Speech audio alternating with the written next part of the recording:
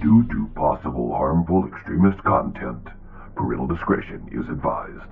Hello and welcome to the Censorship Sucks Roundtable Radio Show. The views and opinions expressed on the show are not necessarily those of the station, its affiliates, or advertisers. The use of the show is only allowed with the express written permission of the producer and the host. So get ready for 2 hours of the Censorship Sucks Roundtable Radio Show starting right now. Hello, everyone, and welcome to the Censorship Sucks Roundtable Radio Show, Sunday night edition, May 3rd, 2026. With me tonight, I've got Doc in the house. What's up, Doc? The sky and a very warm sun. It is a beautiful day out here today.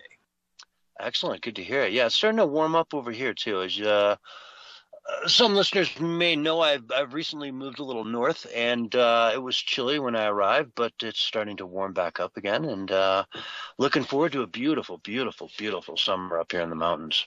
So, and yeah, you're digging the Portland area. We saw another really cool story come out of your area with it. What is it? Davenport, Christine, what is it? Davis Court? Davenport, yeah. Davenport, yeah. From, was it Post Millennial? Yes, yes. Yep. Was hit in the face with a rock the other day in Portland at a ICE rally where, again, she wasn't there to, interview anyone, just there to kind of see what's going on, watch it, and somebody figured out who she was, so they said, hey, let's throw a rock in her face. And good video came out, documented the whole thing. She ran up to the cops, and the cops really didn't seem to care at all. One of them, she goes up to two cops, and one just immediately kind of rides away, Oh, yeah. That's typical for the Portland police. They are pretty much on the side of Antifa. Mm-hmm. Whether by choice or by force, And they were wearing a big black Antifa flag with a big A, the anarchy, thing on there, which, is just great. Yeah, we want a communistic anarchy. If that's what we're for, it's going to be great. Yeah, it's wild to me that the people here just are unaware of how crazy it is down there. Like, there's so many people who are just confused. Yeah. How wild it is. Yeah, and they know so many things that aren't true. That's what Ronald Reagan said about the Democrats. It's not that they don't know anything. It's just everything they know is wrong. Yeah, very much the case in Portland. Absolutely. So I guess the big story of the week is still we're talking about, everyone's talking about this assassination attempt on Donald Trump and his cabinet, quote unquote, as per the shooter said, there to take out the cabinet, as many people as he could, basically. And how he, ran past what one of the dogs alerted to him, and they sort of held him back, whatever. The guy starts sprinting and then gets into this room. He's, at this point, they figure out what's going on. He's got a shotgun on him. He's got a handgun on him. He takes a shot at one of the security detail there, pretty much point blank, but the guy had a vest on. So he surprisingly survived with no issues whatsoever, thankfully. And, this was a guy whose manifesto read like the talking points for CNN on any given weeknight in their primetime schedule, their primetime lineup. This wasn't anyone who was radicalized with any crazy, conspiracy theories. He just listened to the mainstream news every night and believed it, word for word. He just believed every word they said. And so he thought, hey, man, if Donald Trump is Hitler, am I wrong to go try to kill Hitler? Yeah, and that's the wild part about this. I mean, if there really was a Hitler in place, I don't think there's many people in America who would say no, it wouldn't be. And so you're left with a situation. Well, then if people believe what they're telling them, you're going to get people attempting to try. The pretty funny thing about this guy is he actually shared a conspiracy that the Butler assassination wasn't real. Uh-huh. Yeah. So I mean, he's on both ends of the just completely diluted spectrum. It's sad because clearly the guy had at some point in his life had some intelligence and talent, and it just kind of evaporated into this crazy. Hmm. And it's something that the news media literally stopped covering after about 15 minutes, Yeah. which is why I want to bring it up and kind of open with it a little bit tonight, because, it's a big deal. It's the third assassination attempt on Donald Trump in the last, so many years? 3 years. Well, four if you count the guy at the rally during the campaign that was Mhm. intercepted before he even got anywhere near. Like he was found with guns on him, and they just arrested him. If you count Sure. that one, it's four. Oh, yeah, and I bet the Secret Service knows of a dozen or 2 dozen more, Probably. 50, 100 more, Probably. I bet they happen all the time where, it's just in the background and they catch some guy who is, in his car driving out to Washington, D.C., after announcing to the world he was about to do it, and they just pull him over somewhere in Pennsylvania and you put an end to it there, Yeah. I imagine there are attempts on his life all the time. And for what? For what has he done that's really so bad, Doc, right? What's he done that's really so bad? I nothing really. I mean, that's the crazy thing. It's like, yeah, sure, he's done a lot of political things I don't like personally, but like as far as being a terrible human, there are a lot of terrible humans that are far above him on my list, and I couldn't think of anything that he's done that would deserve him to be terrorized in this way, or his family for that matter. Yeah. I mean, the left will stand up and they'll say, well, he got rid of abortion rights, Roe v. Wade, they overturned that. Okay, and I'll give you that, but, there's a few states where it is illegal now to have abortions, but I guarantee most of the, hardcore liberals out there don't live in those states, right? If you're living in Oregon or, California or New York or any of the, the deep, liberal states, you're fine. Heck, Yep. in Colorado, you can get an abortion right up to the minute of birth with no questions asked whatsoever. Yeah, they put it in the Constitution here. Mm-hmm. Yeah. Which is radical, but they can do it. Yeah. I mean, I look at abortion like, look, man, I don't know if it's right or wrong. I'm just a human being walking around on this earth. I can't make divine, decisions like that.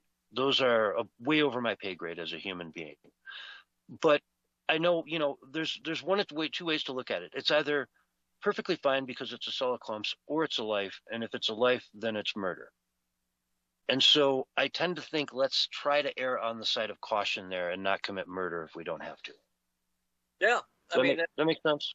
I think that's, and I would argue 10 years ago, that's where the majority was. I think that the radical left has really convinced a lot of young women that abortion is health care, and that's kind of, I think, pushed it to a different perspective, especially in places like Colorado, Oregon, California, Washington State, New York State. But I think the average everyday person does not think you should be able to have an abortion past a certain point. And that's some sort of a agreement that we should be at least able to come to. I mean, there's scientific evidence that we can say exactly when they start feeling pain, when they become aware of their surroundings, that kind of thing inside the womb. We can determine that now. Maybe we should, get on actually putting that into law if that's what you want to do. I mean, I'm not really a fan of any law on the subject. I think that should be a conversation between a person and their doctor. But at the end of the day, if it's murder, it's murder. If it's not, it's not, right? Like we need to know. Yeah. Yeah. And the one thing about that decision is that it took it out of national politics, right? It's no longer. That's what made the Democrats mad. That's what made them mad. Presidential campaigns, it's no longer a talking point. Yeah. Okay, because it's all about the states, so they can't do anything about it anyway, right? If you're president, what are you going to do? You can push legislation, but you got to get the Congress and the Senate to do it. So they're the people who should be saying, "Hey, I'm running for Senate, and I'm going to make abortion legal, coast to coast, up to the moment of birth. Vote for me." Yeah, but they know they can't win on a national level like that, so that's why that doesn't happen. And it's great. I think that's actually a good thing, that it's not because it's not an important national conversation. It's exactly. Not. So now, what else would Donald Trump? The biggest thing I hear is that he's going to throw gay people in concentration camps. I keep hearing that. Do you keep hearing that? I have not heard it directly, but I have heard the insinuation that he is committing a genocide against the LGBTQ folks. I have heard that. Yeah. And I don't see that. I don't see where. Okay, now, granted, his administration has pushed forward an executive order that bans transgendering, minors, anyone under 18. You can't do that anymore. Well, I mean, considering it's if you go through with the surgery or the medication, it's life altering. Yeah, I think that's probably a good medical policy to have as a country. Like, don't do things to children that are irreversible. Yeah. You mentioned before, I think one of your sons is a tattoo artist, right? Yes. Yeah. Are there laws in Oregon regarding who you can give a tattoo to? Yes. You have to be 18 years of age or older. You have to be 18, huh? Interesting. That's with parental permission. 21 and older with no permission. Okay, but I mean, that seems like small potatoes compared to transgendering. It does, yeah. Castration, chemical castration, in essence, is what puberty blockers are. Yeah. You will not go through puberty, therefore you will never have the ability to have a family, ever. Yeah, and this is something that they tried to lie about too, which was very odd. They tried to lie and say that it wasn't a thing that happens, and it does, which is kind of weird. They're very much into denying science, though, so I'm not surprised with the left on that one. But either way, that's another 80-20 issue. Right, exactly. You know what I mean? Exactly. You look at the things that, Donald Trump, I hate Donald Trump because X, Y, or Z. Most of these things are 80-20 issues where the vast majority of the people say, yeah, you shouldn't transgender little kids, especially behind their parents' backs. 80-90% of the people out there agree with that statement.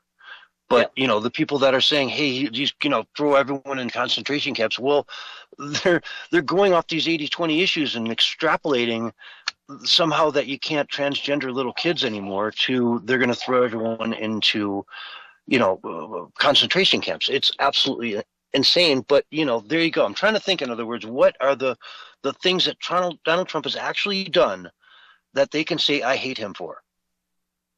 Complicit in genocide in Palestine. Right. Yeah, I think that's probably the one that has the most traction is the war stuff, Israel and Iran and even Ukraine a little bit as well. But they're on the other side of the Ukraine one, which I don't really understand, but that's the left for you. Yeah. And Iran is an extension of that. But, Palestine is an interesting thing. It's divided. Most people don't know the first thing about Palestine. So if you're, pro-Palestine, listen up. It's divided into two sections. There is Gaza, the Gaza Strip, which is right on the Mediterranean. It is south of Jerusalem, and it borders Egypt. So it borders Israel and Egypt, and it's on the Mediterranean. Then you got the West Bank. These two are not continuous. They don't touch each other. There's no, you can't go walk from one to the other. They're two separate areas. The West Bank is completely out of this last whole war thing with Hamas. Right? The West Bank was not involved pretty much at all. Not one, rocket, nothing. No dead, no nothing. And they also now, they are on the east side of Jerusalem. Okay? And they call it the West Bank because it's the West Bank of the Jordan River when they say the river to the sea. But the Jordan River is the divider between Israel or the West Bank and the country of Jordan. So now you have the West Bank, which has a massive border with Jordan and another massive border with Israel. And that butts right up onto the city of Jerusalem, which is obviously one of the, most holy places in the world for every major religion, apparently. All the Abrahamic ones, for sure. Yeah, sure. And so I don't know. I mean, it's very interesting when you talk about Free Palestine and how the Palestinians are in a what did I call it? A genocide. Yeah. The population of Palestine has actually gone up over the last 5 years. Yeah, well, and I hate the genocide too because I don't think it. I know why they use genocide. It's great for propaganda terms, but the what's more accurate is what they're attempting to do this go around is ethnic cleansing. They want to cleanse the land of the Palestinians and remove them and move them into either northern Egypt or into Jordan. That's what they would want to do. They would want to get them completely out of the southern part of Israel. That would be a more accurate description of what they want to do. They probably like it. Who wouldn't? You got a crappy neighbors. Yeah, I'd love it if they moved, but they're not going to move. So they want to work with them. They've been trying to work with them for years. Palestine has had several. I want to say 5 opportunities to create its own state. And, when we talk about the 2-state solution that so many people want, they've rejected the 2-state solution 5 times in a row. Yeah, well, every time. Bill I also put one together and they totally rejected it. And Bill Clinton said that's one of the biggest frustrations of his entire career. He had everything perfectly laid out for them and they still said no. Yeah, I mean, and we also have the Israeli side of that where they have their own politics situation going on where the Likud party has no interest in a 2-state solution. And so they do everything they can do to sabotage on the Israeli side what anybody tries to do to actually work towards a 2-state solution. So there is this is a complicated thing that goes deep, well into the history of the foundations of Israel that it can't be simplified in just one terminology, which is why I hate that when they say, oh, it's a genocide. No, really what it is a combat between 2 unmatched opponents for territory that's been going on for 60 or 70 years. These are 2 teams fighting for land that they want to control. And to see it as anything more than that, like on the simple level, is I feel like used for propaganda, both by the Israelis and by the people supporting Palestine. But when you unpack all that and we point it back to Trump, is there genocide or is this just really a complicated situation that he's doing his best to, keep someone in check? You know what I mean? I think he's doing what he can. I don't think he has as much control over Israel's politics as we would like. I think the U.S. would like to have more control over Israel. But, Bibi's a powerful politician. He knows what he's doing. He's able to maneuver very well. Yeah. But by and far, Donald Trump has done wonderful things for this country. The fact that he shut down the border is alone enough to put him on Mount Rushmore. He did something inside of a month that Joe Biden swore up and was impossible to do for 4 years. And he shut down the border. Joe Biden, there's no way, it's not even possible. I hope they, bum rush the border when he was running for office. I want them to rush the border. I hope they rush the border. Yep. He ran on that. So, of course, he let it happen. And here we are living with the ramifications, 5-6 years later. So what, has Donald Trump done? The tariffs was, I think, awesome. Even though the Supreme Court struck them down, I'm still saying that they were awesome because they stimulated so much investment into the United States that's still going to happen. You know what I mean? Trillions of dollars of money coming in from corporations that, quite frankly, would have been happy to put this money somewhere else in the world. To invest in other places where we need manufacturing here. Yeah, I mean, we need manufacturing here. I understand the libertarian argument against the tariffs. I'm very familiar with it. I'm one of the few libertarians who is pro-tariff because I understand that to have America, you need to have manufacturing and good jobs here in America. And if you don't have some protectionist policy for your economy, you're not going to have that. You're just not going to. Exactly. So, And it just brought in so much money, so much investment that, we're going to start seeing the benefits of that big time. Right now, a lot of that is in the construction phase, and it will be in the construction phase, but, for the next year or so. But once it comes out of that and they start hiring permanent employees to run these factories, and I know, Arizona's got incredible stuff going on. I mean, incredible. Tennessee, Florida, you name it. There's all kinds of, states that are friendly to business that are going to reap the rewards of this in a big, big way. Then there are places like New York that are going to get none of it. California is going to get some of it, but not much of it. But New York, man, they're not going to get any of this money coming into the United States. Neither is Washington or Oregon. Mm-hmm. Yeah. I mean, they're dragging the rest of the country. They're actually making it harder on Trump's economic policies by being so utterly terrible. They really are. It's pretty amazing how many companies have left this area. Mm-hmm. And as I was talking with Willie a couple weeks back,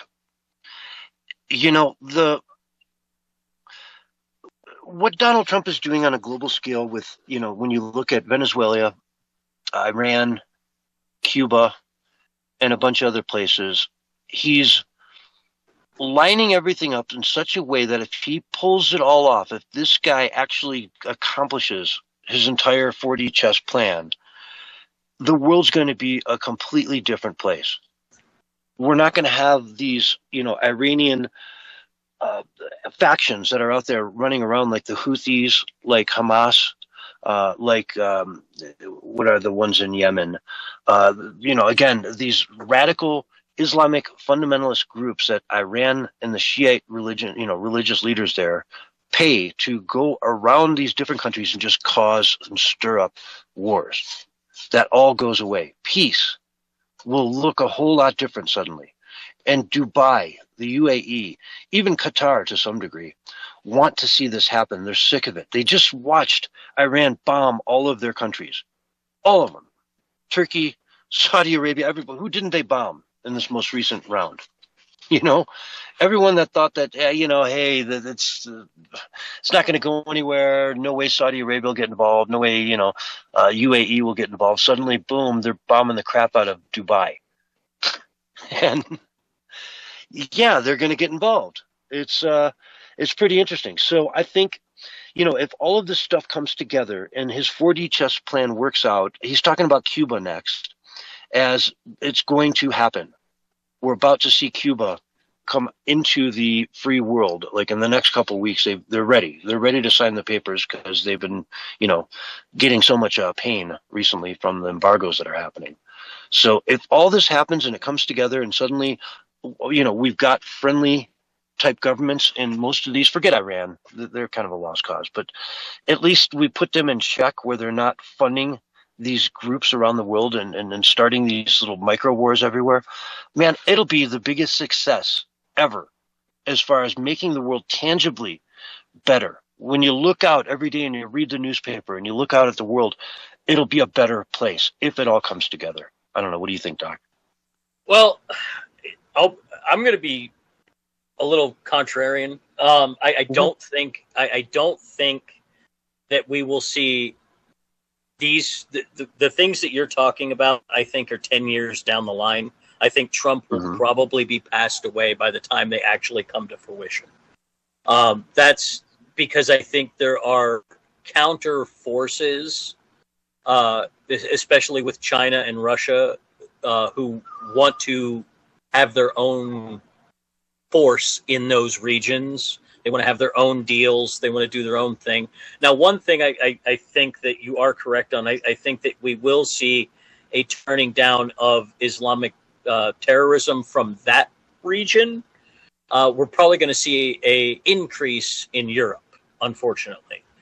But that's probably going to be all homegrown, second generation from the people that they've imported. The real winner, though, will be any nation who is willing to produce their own energy and then sell the excess to the market. Those are going to be the winners. Because what he did do is he absolutely fundamentally shattered the old OPEC-dominated energy markets. He shattered that. That's done. Mhm. Now, what we rebuild from there is going to be that's going to play a big part in how well it goes over that 10-year period. So let's see. I'm laughing because I'm prepping the next quote here from Donald Trump talking about Cuba. He was at the Forum Club of Palm Beach. I'm reading from an article from the Post Millennial here. In Florida, Trump recognized former Representative Dan Mica, referencing his Cuban background before making the comment. Quote, and he comes from originally a place called Cuba, which will be taking over almost immediately, Trump said, drawing laughter. Cuba's got a problem. We'll finish one first. I like to finish a job. On the way back from Iran, we'll have one of our big, maybe the USS Abraham Lincoln aircraft carrier, the biggest in the world. We'll have that come in, stop about 100 yards offshore, and they'll say, thank you very much, we give up. I know he was joking, of like at that moment, but I do think we are probably going to try to overthrow Cuba. I think that's on the agenda. Mm-hmm. He continued, the Cuban government is talking with us. They're in big deal of trouble. They have no money. They have no anything right now, but they're talking with us, and maybe we'll have a friendly takeover of Cuba. Boy. Hopefully it's, yeah.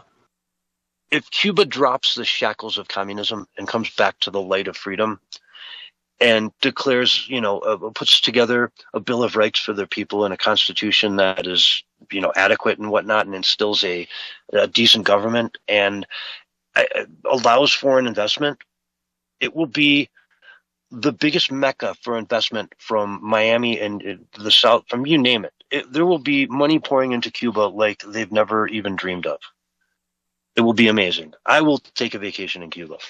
Yeah, no, and that's what I'm saying. Like, Cuba, Venezuela are big key components to isolating Mexico as well. They had an interwoven relationship for their oil situation, so that's big for the home front. I do have to agree, if we can get Cuba to at least cooperate with the United States, let's say they do the Venezuela thing.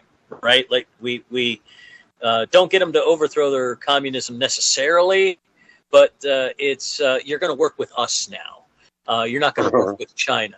Then I'm fine with that, especially if we don't have to do anything. And it, like you said, down the line, it's going to release a lot of pent up capitalist desire, and that will, of course, grow the pie for everyone.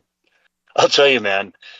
If you want a business opportunity, go start buying old like Cadillac convertibles, from the 50s and 60s. You know what I'm saying? Yeah. And just have these things on standby, because if Cuba takes off, everybody's going to go down there and they're going to want to ride from the airport to their hotel in a convertible, 1950 Cadillac, right? And they will be buying those puppies left and right because they won't have enough to keep up with the demand for, the number of like old retro cars they're going to want to have driving around Cuba. Big market for aftermarket parts. I tell you, if you got a machine shop and you can pull out some old dusty blueprints of 1950s car parts, you can make a living. That's for sure. Oh yeah, like taking just the frame. It doesn't have to be a 1950 Cadillac. But just take an old frame of one, dust it off, paint it, and put it on any chassis that'll fit it, and off you go. Send it to Cuba, and they'll pay top dollar for them if they come out of this, right? Yeah. And that's the big. It's always dangerous when you destabilize a place, and I think that if we can do it without the violence, and a massive destabilization, that's going to be a big win. Mm-hmm. Yeah, absolutely. So I don't know. Again, going back to the concept here, if Trump really, why does everyone hate him, and why should they like him? Right. We talked about some of the reasons why people hate Donald Trump and debunked them. To a large degree. Is he trying to, give money to his billionaire friends while raising taxes on, the small guys? No. We've been through that. Folks, it's tax season. You're going to start getting your returns any day now. Watch out. They're going to be, 20% larger than they've been in the past? Which is a good thing and a bad thing. But it's a representation of how much more, you're getting back is how much less you paid in taxes. And To a lot of people, that's a great thing. In the spring, you get a nice big check from the government, and off you go. You can do something with it. It's like a little savings account that you don't earn interest on. Yeah, some people treat it that way. I think the more sophisticated route to go is claim no tax liability and then do some fancy maneuvering. But hire a financial expert for that. Don't listen to guys on the radio like me. Yeah, exactly. You only play an accountant on the radio. That's correct. Yeah, so anyway, let's dive into another story here. It's a sad, sad day for, history. InfoWars is officially gone. It exists now, but it's in a very, very sad state. Alex Jones signed off of InfoWars today, and I've got the clip here. Let's play in tribute to 30 years of InfoWars being InfoWars. This is the last few moments of him on air. If you knew what we had, the whistleblowers, the documents, we have royal flushes. They are screwed to the moon. We are committed, and if God stands with us, who can stand against us? And that's how I close out. What a crew. The hell we've been through has only made us stronger. Let me ask you, would you have any other way? Are you not stronger now in this fight? Yeah! I salute this crew and all the viewers and listeners to this fight. God bless you all. That's it. The next phase starts. The real war begins now. Oh, boy. The real war begins now. Well, the real war begins now. That was his last moment there. I mean, it's not the last moment you're ever going to hear from Alex Jones, but it was the end of an era. And he signed off with the famous words, "The real war begins now." Yeah. It's wild what they did to InfoWars and Alex. I mean, for those folks out in Radio Land who don't know, he never got a trial, not a real trial, for what he was fined against. They were all summary judgments, and it was for billions of dollars in an effort to make it so large that he couldn't pay it, with the explicit goal of taking his company from him, so that they could basically embarrass or shame him by giving it. And they, of course, cut a backroom deal where the Onion didn't actually have to pay the money that they offered up for this company. The people who got the judgment gave them a bypass on the payment. Mm-hmm. And so at the end of the day, it was a total rigged situation to steal this man's life work. I'm glad he'll still be on the air doing Alex Jones Live, but it is a travesty that we have a legal system this corrupt and broken. $986 billion was what he owes. And, that was the judgment. $986 billion to Alex Jones. Granted, the guy's very wealthy, but he ain't Elon Musk.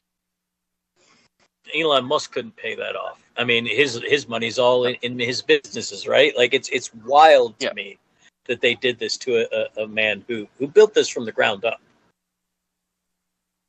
Yeah, and they want to shut him up. And what they did by giving it to the Onion came out and did some skit where they made fun of Alex and, had some wine glass, and they're like, yeah, here we are drinking little kids' blood, and just, it was like shoddy. It was low class. It was not funny. And it's just, indicative of what they're going to use that website for, is just to make fools of themselves. And really just, anybody who's spent 30 plus years now following Alex Jones, well, you know what's going on. I mean, when the internet first came out, that was like one of the first websites that I found, outside of like the mainstream media. It's like Alex Jones, InfoWars. Yeah. I don't know. I mean, it goes back to the 90s for me. Yeah, early 2000s for me. I've got his 9/11 Tyranny VHS tape given to me, and that is how I discovered Alex Jones. Yeah. And I don't know, man. I have a history with InfoWars that I don't want to get into on the air, but yeah, I've met a few people within the organization, and I found them to be just incredible, brilliant people. who were, just amazing. And it's sad to see that happen. Now, again, Prison Planet probably isn't affected by this. Maybe it is. Maybe I don't think it is. I haven't heard it mentioned. And like you said, his radio show still going to go strong. His voice will be out there, folks. You just got to look for it in slightly different places nowadays. Yep, that's all it is. I believe his new website is alexjoneslive.com. So there you go. alexjoneslive.com. There you go. Don't want to plug that too hard, do we? Oh, let's see what else we got here. I guess we got a few minutes left. Let's talk about the UK and Keir Starmer. Ugh, that guy. Anarchy in the UK. They are looking at basically one of his opponents. I'm trying to find this. I know I've got it right here. I was just looking at it. Has the votes basically to put Keir Starmer on the chopping block. From Gateway Pundit, civil war imminent in British Labour Party as Health Secretary Wes Streeting gains the backing of enough MPs to challenge failing Prime Minister Keir Starmer. Yeah, he's doing it. Guy's pushing forward. There's civil war over there in the UK, and look out, Starmer. Look out below. It's coming. So, yes, Streeting. Keep that name out there, folks. This guy is looking to take them down. Secondly, we've got a round of elections coming up this week on Thursday that are looking really good for Farage and the Reform and Restore Party as well. With the Restore Party is run by Rupert Lowe. Yeah. And I think they're going to rock the world between those two parties. People are sick of it over there. They are. Yeah. They just had that survey where they went out to a bunch of people, a couple thousand people on the streets, asked them if England were a state in the United States, where would it rank based on income? And they all said, that'd be near the top. Maybe, not the number one, but, seventh. I think was the average number that they got, seventh. It's 51st.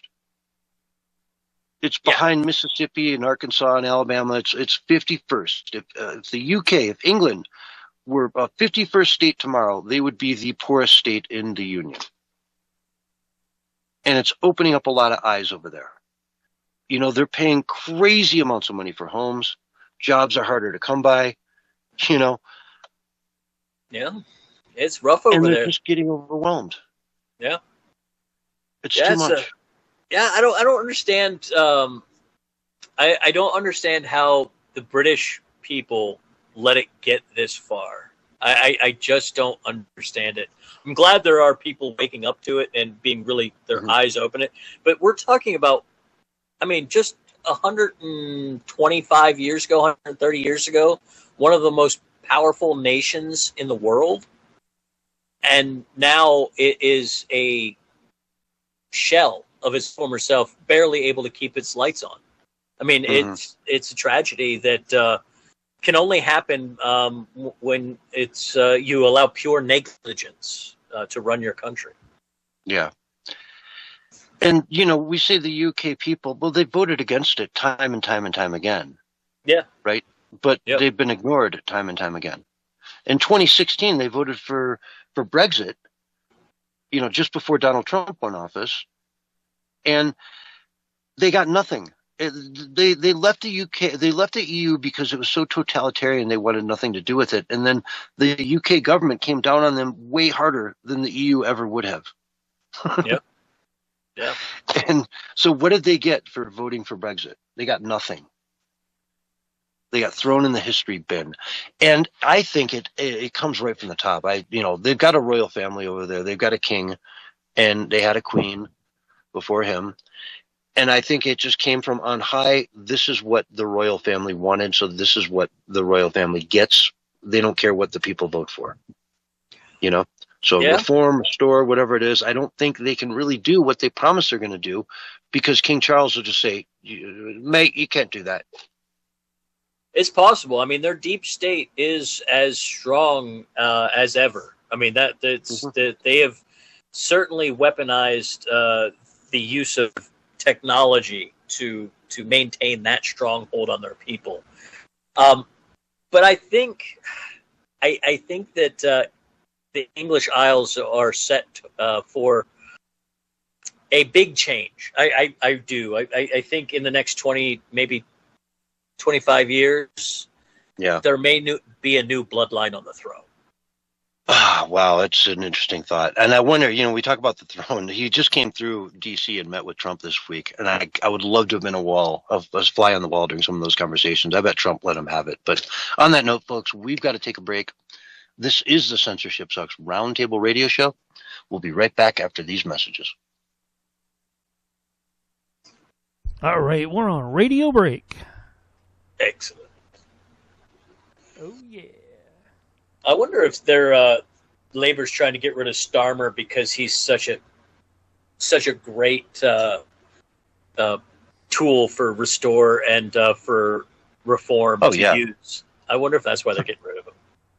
Well, he's horrible, and his popularity is so low. They have to do something.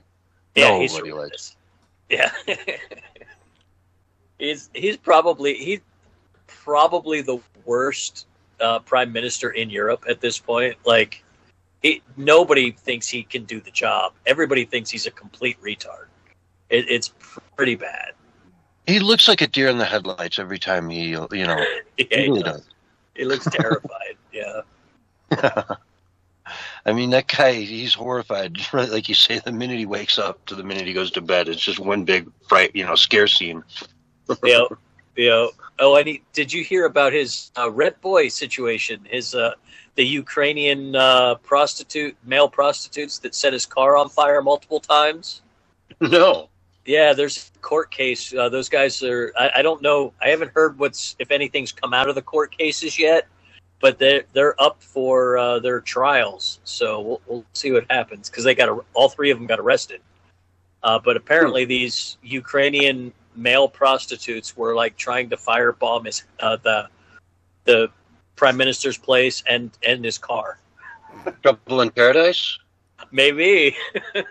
Maybe he didn't pay his bill. Oh boy. Yeah. Yeah, Lotus Eaters were talking about that the other day.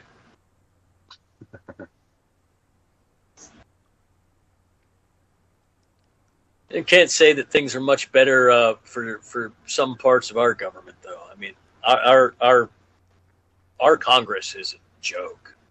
It's just there's so corruption all over the world. Yeah, it's just the level of it. It's just so bad. Yeah. I mean, it's that generational thing. Like the people that built the systems have handed it off to their children's children, and their children's children are retards. They have no idea what they're doing. Yeah, well, yep. It's bad. It is bad, especially when they can't even hide it anymore. They don't even know how to cover it up anymore. They're getting caught left and right all the time.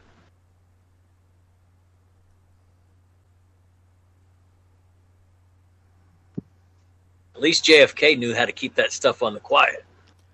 Did he? Well, I mean, for the time period. We learned a lot after the fact, but yeah. Well, was Marilyn a plant, or was she the problem? You gotta wonder, because she did end up not alive anymore. Yeah. So you gotta wonder if she wasn't, because I know she was with Bobby too. Oh yeah, exactly. Yeah. So there could have been problems. Keeping it in the family, that's never good. All right. Well, right. They never leave those moonshiner roots too far behind. I don't care how far it is. You don't date the sister, all right, or the brother. If you're the. Anyways, we're under 30 seconds, and we're gonna come back off a radio break soon. Raj is gone. Keeping it in the family. Mm-hmm.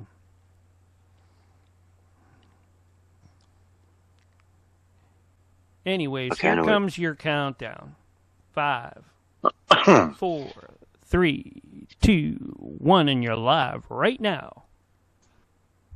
Hello, everyone, and welcome back to the Censorship Sucks Roundtable Radio Show Sunday night edition with Doc in the house. We're getting into all the news and everything that's going on in the world. Doc, man, are there any specific stories you wanted to bring up tonight that maybe I haven't got to yet?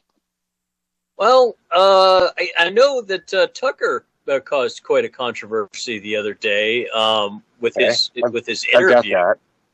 I've got that clip right here, actually. Here, let me turn on my other speaker so it's a little louder. But yeah, all right,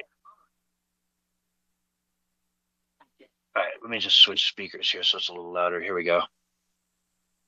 Show about whether Trump is the Antichrist. I have not said that. On your show, the day after Easter, you noted he did not put his hand on the Bible during his swearing-in ceremony as president. You said, and I'm quoting, maybe he didn't put his hand on the Bible because he affirmatively rejects what's inside that book. And then on a recent show, you went further saying, here's a leader who's mocking the gods of his ancestors, mocking the God of gods, and exalting himself above them. Could this be the Antichrist? I actually did not say, could this be the Antichrist? Here's a leader who's mocking the gods of his ancestors, mocking the God of gods, and exalting himself above them. Could this be the Antichrist? Well, who knows? I don't know where that comes from, but I know that those words never left my lips because I'm not sure I fully understand what the Antichrist is. If there's just one, I actually tried to understand it. I may have said some are asking that. I'm not weighing in on that because I don't understand it. Why not? I don't understand. Is that the controversy? Yeah, that's I did hear that controversy. It's actually the second time I've heard him ask that question, but it was asked differently another time when he was talking to a guest. I don't think he actually used the term Antichrist, but they were talking about the Antichrist. Look, I think Tucker is very much someone who has taken his Christian faith seriously. And it's led him down a path that rejects a lot of things from our society that are not Christian. And that includes, politicians. That includes believing that Israel is somehow special because of the Bible, those kind of things. And I think this is going to create controversy in politics going forward. I don't think there's any doubt that there are a lot of people my age and younger who are very much interested in these questions. Religion's making a comeback, and so I don't think it's as... I don't actually think Tucker believes Trump is the Antichrist. I think he's very upset with Trump, but I don't actually think that he does. And I think they're making a big to-do out of a guy who talks for a living saying a sentence. It's very odd to me. Yeah. Well, I think he's kind of gone a little bit down this crazy route. He's obviously really digging his, new life in Qatar, right? And the checks, cash every time on the spot. And I think he's, become very, very sympathetic to the, Islamic view of the world due to those ties that he's picked up. And it's coming through in his messaging big time. And I think it feels like, again, I don't want to speculate on someone's faith, so I don't think I will. But you get where I'm going, right? He's sort of going down this weird rabbit hole that you're going to step on your toes a lot when you go down those weird rabbit holes. Yeah, I mean, there's... again, the Qatar money thing, there's no evidence that that's the case. But, there are all Christian, like traditional Christian arguments for the things he's saying. And people are ignoring that part of it. And I wonder if that's not intentional. I listen to Tucker when he interviews people I'm interested in hearing him interview. And this guy he's very much talking from a Christian perspective. It's not a Muslim perspective. Uh-huh. So I don't understand that part personally. While we're on this rabbit hole, let's talk about the Nick Fuentes and Candace Owens sneaking off to Rome together. That is an interesting one. That is interesting, isn't it? Yeah. Well, we're in this universe. It is interesting. Do I think the Vatican would welcome them in with open arms? I would hope not. You know, they're very, very, very controversial people, and I know Nick Fuentes looks at himself in the mirror, and at least when he looks into the camera, and claims a lot of the devout Christian attitude towards life. But I think he gets lost in a lot of the supremacy issues that come with that. For at least the way he looks at it, the white supremacy side of it all. And it is something that I hope the Vatican wouldn't want to attach itself to. Now, Candace Owens, she's just a nut job.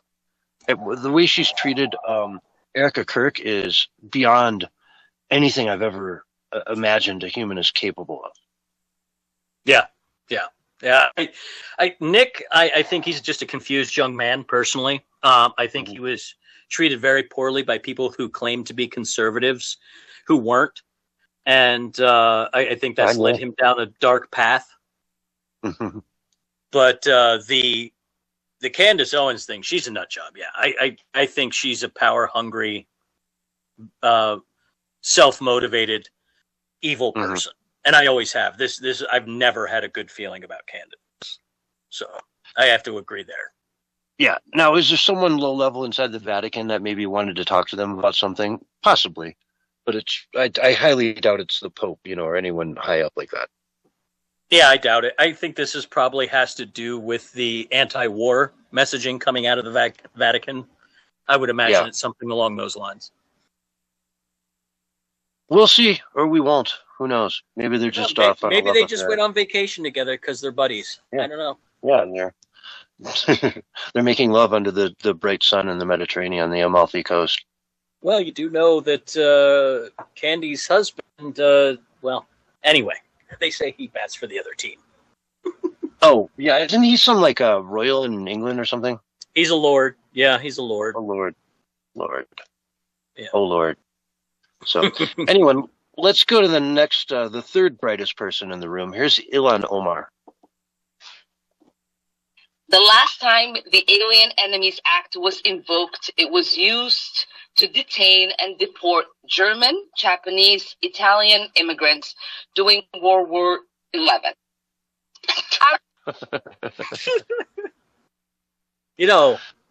World War IX, that was the tricky one. World War XI, though, that's rough. World War 111 is right around the corner, I hear. That's what I hear. Yeah. She is not a bright human. Yeah, I mean, to be fair, she did catch herself a few seconds later and said, "Oh, I mean World War II." But that's just the thing. English is your second language. I'll give it to you. But it's just world history. How many times have you seen World War II with Roman numerals after WW 11, right? It looks like. Well, yeah, if you're culturally American, but she's not an American. Let's be real. She's a Somalian who's put here by probably somebody in the CIA to be the person that she is in our government. She is not an American. World War XI. Oh, my God. Yeah. The Germans and the Japanese and the Italians were all put in camps during World War XI. Yeah. Oh, yeah. Wow. Gotta watch out for those camps, man. They might make a comeback. We'll see. When I just don't even know where to go. It's all just such hatred out of her, though. But I'll tell you, the Reaper is coming. That pendulum is swinging back right at her, and I'm telling you, it's going to be glorious watching her get deported. There's no way around it at this point. There's no way around it. I hope. Yeah, she definitely committed immigration fraud. I hope they get her. Absolutely. And, monetary fraud. I bet money, if you do a good audit, a good solid audit, you'll find all kinds of, money, you name it, going everywhere. Oh, I know her husband's crooked. Shenanigans going on there left and right to the tunes of millions and millions of dollars. I guarantee it. That first number she put out there, 6 to 30, I think is much, much closer to reality. if I had to guess, if I had to speculate, I would bet they've got millions offshore somewhere, just ready. I dare you to kick me out of the country. I don't care. I've got millions and millions of dollars. I'll go live like a king in Somalia or a queen or whatever you are. Oh yeah, she'll be a granted, huge you'll be political behind the figure full burqa. Yeah, and she'll have to wear a full burqa the rest of her life, right? So there, you got that going for her. No one will even know it's her. Sure, that'll make her happy. Yeah, no one will know it's her. She can go totally incognito. But anyway, this is the Censorship Sucks Roundtable Radio Show. We got to wrap up hour 1 at this point, folks. But stay tuned for hour 2. It's coming up right after these messages from our sponsors. Great job, guys. Great job. Do you live in the Dominion of Canada? Where that great auger coal is found in mind. I can't believe that woman is still in office. It blows my mind that someone like her even gets elected in this country. Yeah. Minnesota drives me nuts. It's almost as bad as Oregon. Almost. It's a lot worse in some ways, but it's not as bad in other ways. You know what I mean? Yeah, the cold weather kind of tampers down the crazy a little bit there. Yeah. It seems more like conservative culturally, but like way more corrupt when it comes to the pockets of people that they let in that just let them go free for all. You know what I mean? Like, you guys want to steal, have at it. Here's how to do it. Here's a manual. Go. Yep. Yeah. Like, I would bet money they made up manuals for these people to explain A to Z how to rip off the government. Right? They didn't all just figure it out one day, I guarantee it. And I bet you it was somebody who worked for the city or for the state that had a little shop that was paid for by a government stipend. And their only job was to bring in these immigrants and help them understand the paperwork. That was their only job. And they thought they were doing this amazing thing to help out immigrants. And meanwhile, it was a whole scam plan from the beginning. Yeah. That's what happens here in Oregon. There's crazy stuff going on with the homeless stuff here. Just all right, crazy money. Let's leave before Willie comes in. All right. Oh, okay. Too late. All right. Anyways, let's go ahead and leave. All right. And we're going to start the next one. All right. That was hour 1 of the Censorship Sucks Roundtable Radio Show. Stay tuned. I'll get hour 2 up and rolling here in just a minute.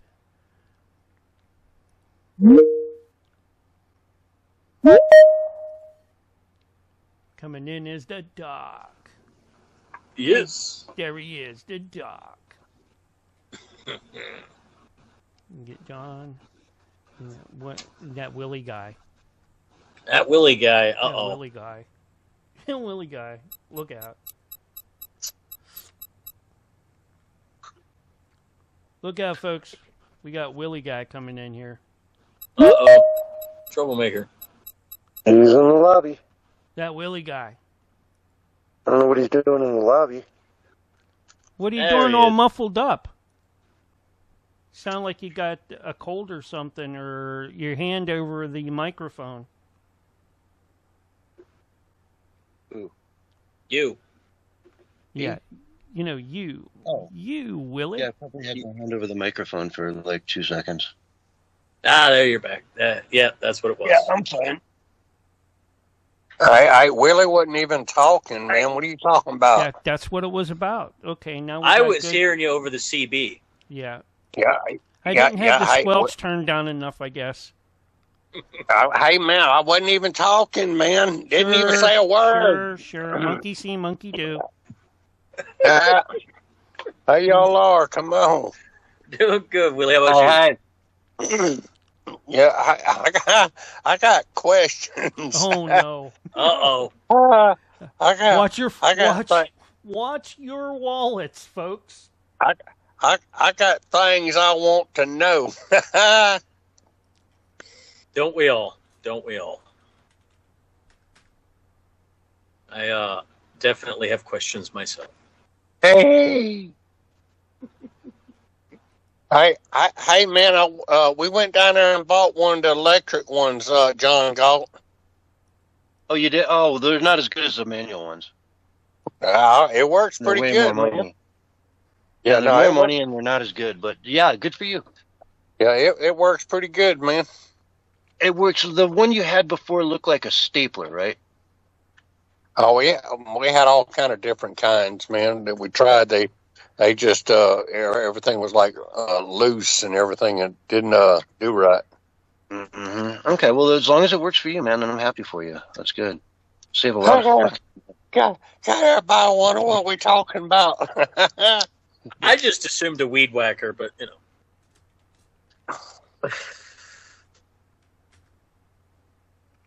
It's the weed whacker. No, okay. No, it's a fleshlight. Okay. Gotta watch out with those battery operated ones. Willie's last one was too loose. They'll shock you. How it too loose? That's just because your Willie ain't big enough to fit in there, and they ain't loose. I need to explore the inner Willie. Just not too deep. All right, I'm going to dive into poetry tonight, Willie, and it's your job to interrupt me. Yeah, no, man. Hey, I got other stuff we need to be talking about, man. Flat Earth. Hey, we need to talk about the whole NASA hoax, man. It's all a hoax. It's all designed to get your money, honey. Hey, Willie. What about my time? Willie, it's the same link every week. I'm glad Yeah, you but figured hey, it out. Yeah, no, I clicked on it on one, and I clicked on the other one, and neither one of them worked. And I'm like, well, That's because we were changing rooms. Well, that's probably what it was, man. Yeah, you came in a little early for you, but that's fine. Yeah, we knew you would make it. I figured it out, man. That's because you're a smart guy. Then wash your hands. Yeah. He's good with in their computers. All right, it's 10:01, man. Hey, we back on the radio live. This here is Not Willie yet. from the Willie's Worm Farm Round Table Radio Show. Welcome back to Willie's Worm Farm Round Table Radio Show. Come on. It's oblong. You can't have round or coffee table. Oblong coffee table, Willie. Table.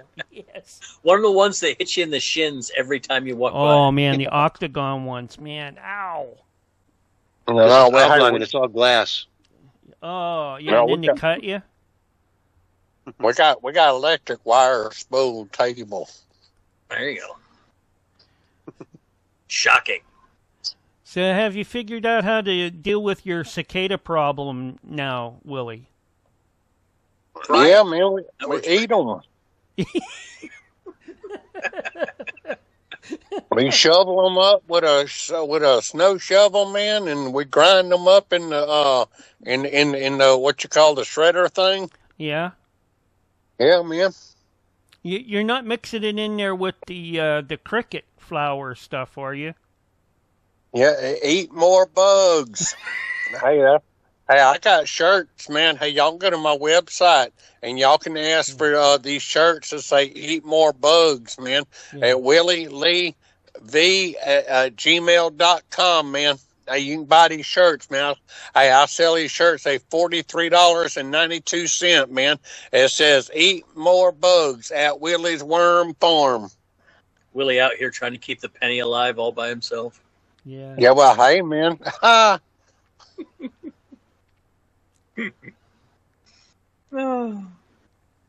started collecting all the pennies that are 1982 and older. Why? They have more copper they're made of content copper. in them. I didn't think none of them had copper in them anymore. Not after 82, they don't. Well, I mean, it's a tiny amount, but they're mostly nickel now. I figured it'd be zinc. Oh, yeah, that's right. They did switch to zinc. That's right. You're right. 100%. You're right. That's right. They did switch to zinc. I forgot. All right, Willie, remember, you got to interrupt me to come in here tonight. I'm going to just start babbling on. Yeah, man. Babylon. Yeah. Let me get into it a little and then just come in and be like, what? No! Poetry night, Sunday night, here. Literature. Deep dive into literature. Round Table Radio Show. Censorshipsucks style. 30 seconds or less. Going.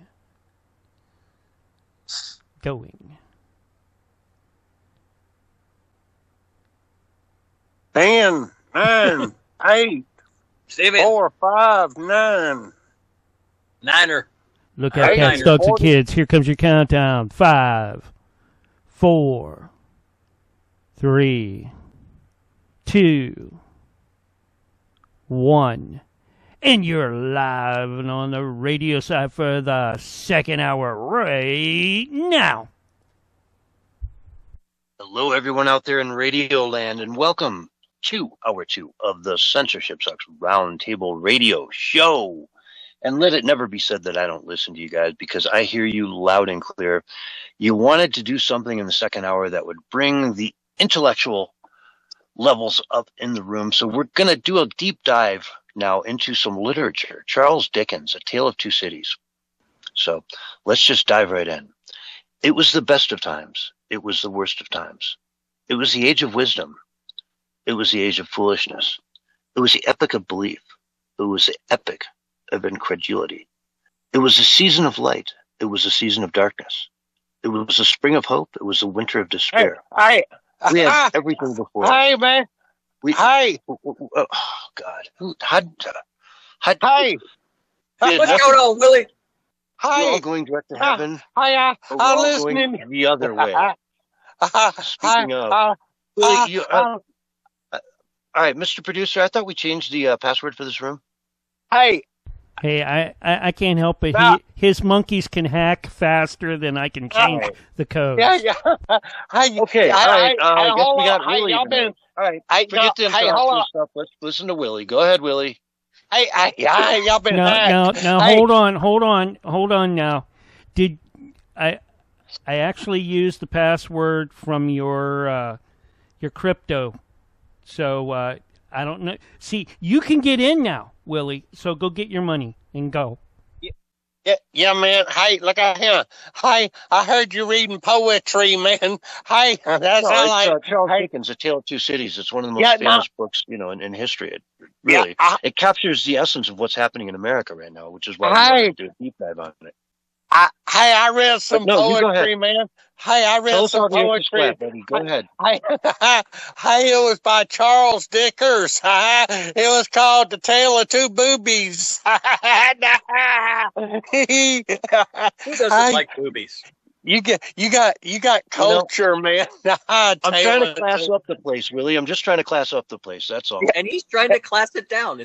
It's a good working relationship. Yeah, hey, Doc 69. Hey, Doc 69, how are you? Doing well, Willie. Doing well. Hey, Mark. Hey, hold on, man. I want to talk to you. I just want to ask how you was, man. Hey, I want to talk. Right, I gotta say hello to John Galt. How are you? I'm doing great. And I got to say hello to Mark Wojcik, whatever his last name is. Yep, that's me. Man. I'm doing good. You? Yeah, that guy, man. Hey, and I am Willie Lee. Hey, I run Willie's Worm Farm down in Waldo, Florida, and Willie's Cricket Emporium up in Sandy Run, South Carolina, man. Hey, I broadcast live from the billboard out here on I-26 in Sandy Run. Hey, we sell worm hot dogs and pea jugs too. Look at him. Hey, but that's what happens, man. Hey, this time of night, every Sunday night, hey, Willie will come on and I'll talk to y'all a little bit and enlighten y'all, man. Hey, all this mess about he got some poetry going on. I ain't just pulling y'all's leg, man. He trying to be funny. Hey, Doc 69. Hey, what's up, at Willie? him. Hey, remember what I said earlier, man? Hey, I got questions. I got things I want to know. And I know where you live. You live up there around one of them northwestern states, man. I ain't gonna like dox you or nothing, but I got your home address. I sure I got your home address. Hey, but here's what I want to know. Well, I hope so. You're supposed to be sending me some hot dogs. Yeah, man. Hey, no, that's all good. He's supposed to be sending you some of them warm hot dogs, man. Every time you try to blame Saul. Saul. Aren't you the guy that's selling the hot dogs? Yeah, no, hey, but Saul good. He crooked, man. I ain't seen Saul in a while, man. Saul and Aunt Mama Lou done run off together, man. Hey, and they got all kind of stuff going on. Hey, but I'm looking for this article, man. Hey, they goings on up there around in Oregon, man. I had it wrote down, but I can't find it now. Hey, what happened with that guy? He had a car full of explosives, man, and he tried to run into. Huh? He blew himself up. That's what happened. Yeah, that's what I couldn't figure out, man. If he tried to blow the place up, or if he did blow the place up. But what I was trying to figure out is what that place was, man. It's some kind of athletic center or something, man. That's what I was trying to figure out what it was, man. Oh, here it is. Yeah. Saturday's fiery attack on Multnomah Athletic Club. And apparently the guy, he got fired as a bartender, and he developed a violent obsession with the exclusive private club, and he alarmed his Portland neighbors, man, with his delusional behavior. Man, I ain't got nothing but a 4th grade education, man. I'm trying to read this, but I figured you had more information on it, man. What is that athletic club, and why was he trying to blow it up? Come on. Well, it's one of those private clubs where all the rich people go to work out, and you have to, be a special member and all that kind of stuff. And there's a lot of crazy people around Portland, and you put those two together, and you get this kind of thing. I mean, they tried to firebomb the courthouse for 100 days straight. There's crazy people here. They do silly things. I think it's the vitamin D deficiency. Breaking news, man. The Gulf of Hormuz is open. Just happened, man. There you go. Breaking news, it closed again. What? What happened? It just closed. No, hey, did y'all heard, man, that Rudy Giuliani's in the hospital? He's in critical condition, but they can't figure out what's wrong with him. No. Well, he's up there, isn't he? Is he like 90? Yeah, well, he's old, man. He's 81, man. No details were given about why the 81-year-old was hospitalized. That's what it says. He's been through a lot in the last, so many years. I mean, he may be 81, but he probably feels like 91 after. That's what I'm saying. He was looking rough there back when in 2024 when Trump was running again. He was looking. Well, he lost everything. Yeah. And for whatever reason, Trump is not bringing him back into his inner circle this time around. You notice, right? Yep. There's certain people that were very loyal, that were very inside his first, that aren't there anymore. He hung him out to dry, man. He did. Yeah. Hey, I'm telling y'all, man. Hey, Sydney, man, he hung her out to dry, and he hung Giuliani out to dry, and the pillow man, Mike Lindell, hey, he acts like he don't even know them people anymore, man. They put their careers on the line for that man. Hey, and now they all about bankrupt and need money, and Trump, he act like he don't even know them. I'm telling you. How? That's crazy, man. Hey, but look at him. There's other stuff that's going on, man, in the world and in the news, man. Hey, did y'all see where? Hey, y'all saw? That's funny, man. That I crack me up. I can't even hardly talk. Now look at him. Hey, did y'all see that video? The guy with the gun. They're trying to do the assassination on Donald Trump. Hey, he walks into this room and he got his gun up underneath his shirt, a shotgun, man. He walks in there and then the cop comes up with a dog. Did y'all see that? I did. Yeah. I did see that. the cop comes up with the dog. The dog alerts on this guy, man. And the cop's talking to the guy. And then the dog's like, hey, he got something, man. And the cop's like, well, then look, no, I don't look like he got nothing. And the dog says, hey, no, he got something. I'm telling you. Cop said, man, come on, let's get out of here. Hey, it wasn't but 1 second later. As soon as the cop turned around with the dog, hey, that cop had one job. His one job was to walk a dog that night. The only way to glorified dog walker. That's all he had to do was walk that dog. And that dog alerted on something to the cop. He's like, nah, hey, well, let's go. Hey, and then the guy come running out of the room, and it looked like he jumped down off of something. I couldn't figure it out, man. Hey, I seen the video. Hey, and he hightailed it down to them security, whatever you call it, man. I guess there was 2 of them, and they was taking them down, or they were repairing them or something. I don't know, man. But that guy, he was running, man, and the cop with the dog. I watched them, man. There were probably about 8, 9, 10, 11 cops all around there. I watched each and every one of them and what they was doing. The cop with the dog, he turned around, hightailed it out of there. I started to say, hauled something else, but he hightailed it. Hightailed it is what he done. Y'all seen the cop with the dog hightailed it out of there? The dog's smarter than the cop, man. The dog's smarter than them cops. Then there were 2 or 3 other cops. They hightailed it out of there, man. They was running and getting it.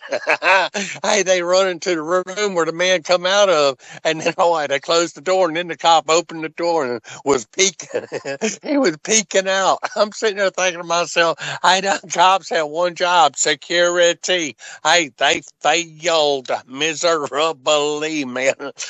Security. Hey, and I just wonder, here what I want to know. What I want to know is them cops, if they got fired or not, man. That cop, he was a dog walker, and he couldn't even do that right.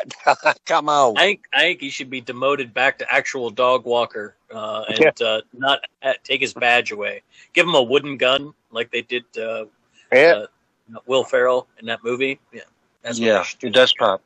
Yeah. The good guys, the other guys. Yeah, the other guys. Yeah. Should give him a wooden gun and be like, okay, your job is to walk the dogs. That's it. Because that's apparently all you're good at.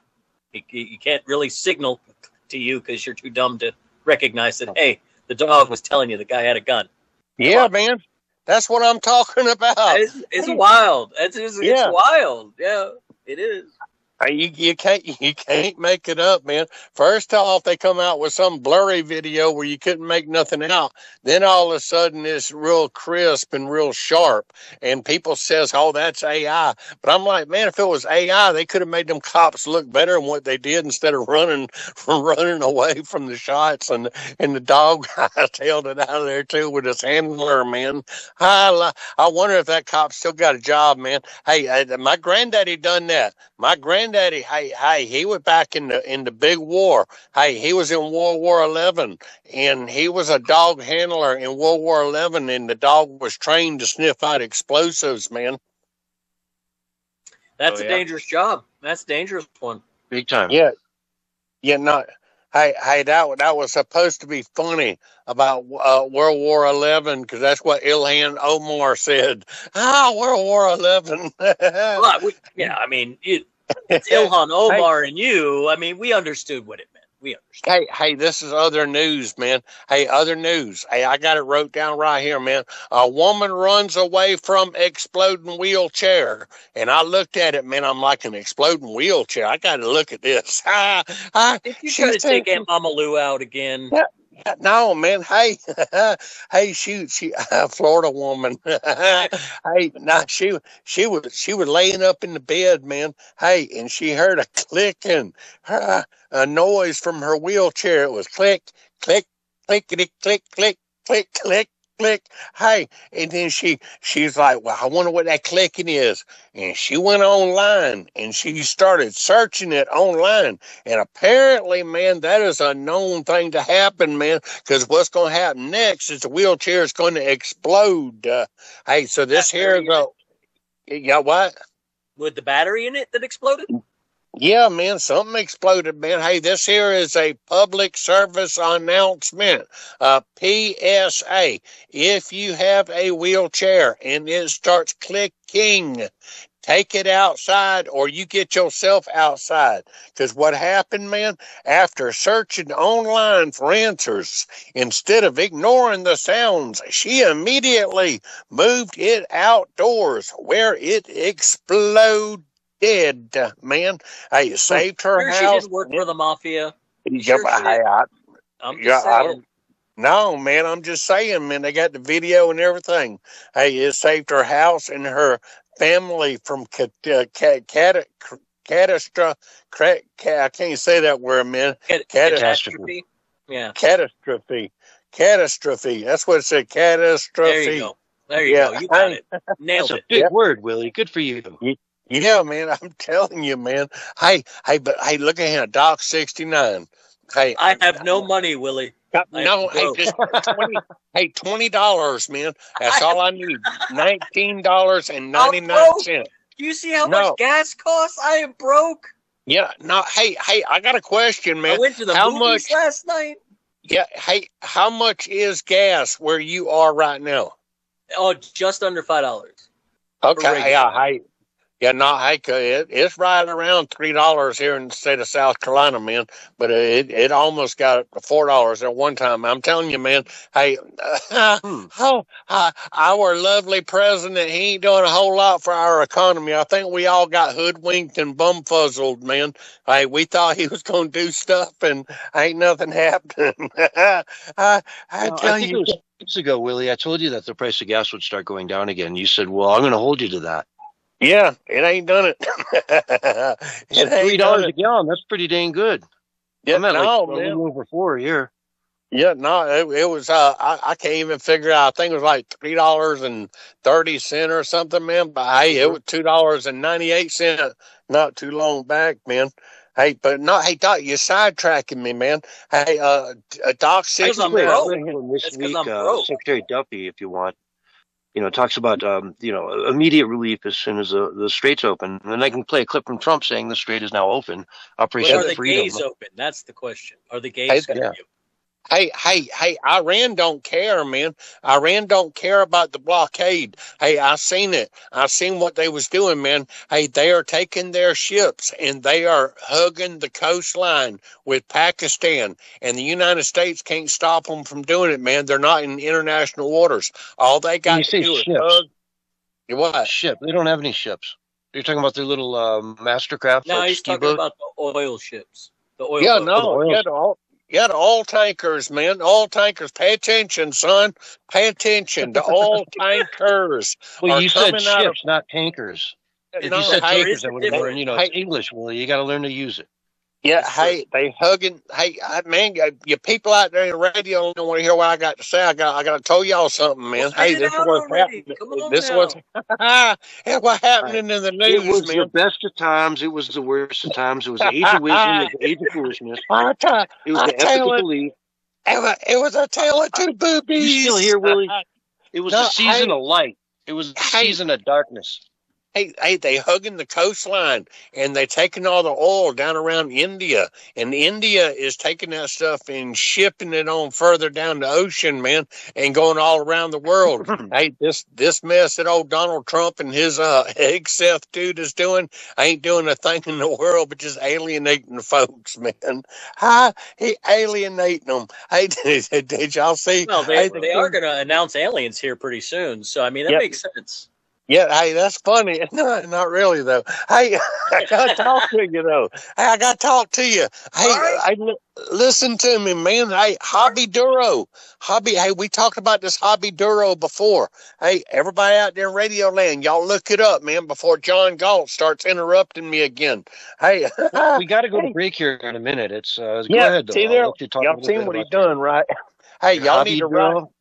Y'all need to write letters to the radio station, man, and talk about how y'all tired of John Galt. He interrupting Willie. Hey, Willie. You know what? This is unacceptable, man. Yeah. You cannot be telling people to write letters like that, folks. If you're gonna write a letter, complain about Willie. Hey, I got Complain a about letter it. Tell him right. he's dumb. He's dumb. Tell him you want literature night. You want literature. Half Hey, hour I of good get- literature.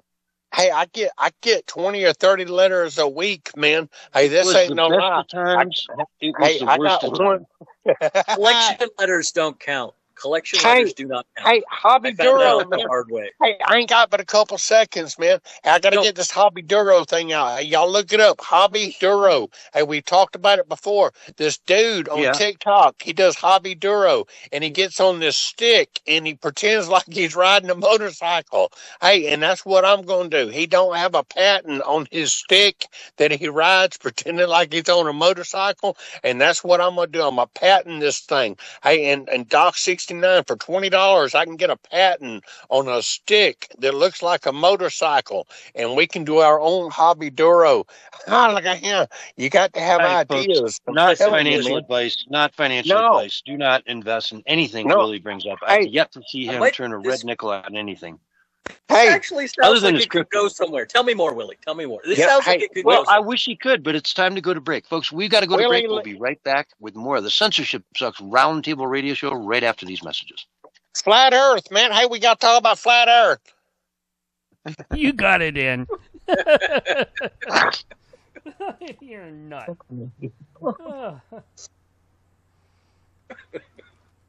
Y'all That was a good killing one me. tonight. That was a good one tonight. That was good.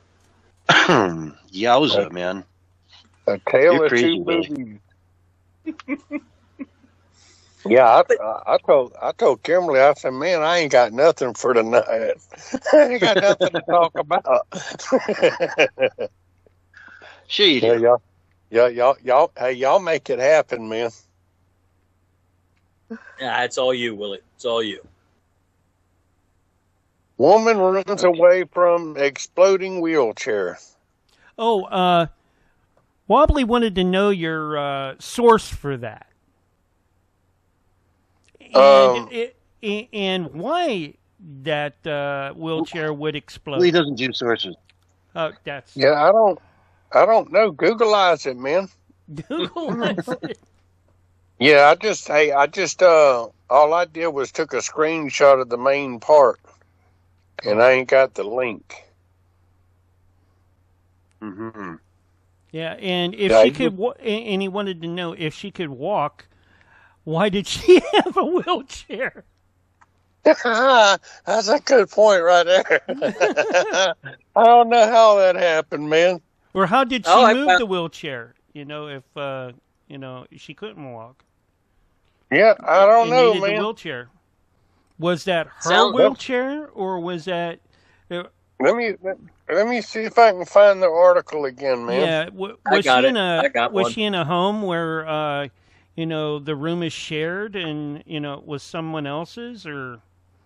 It was an electric wheelchair bought from a thrift store exploded in a Florida driveway in April of 2026, creating a large fireball. After the owner noticed the battery was hot, clicking, and hissing. The incident, captured by a Ring camera, was likely caused by using a non-manufacturer charger, highlighting the risk of overheating or overloading. So there you go. And then there's a video.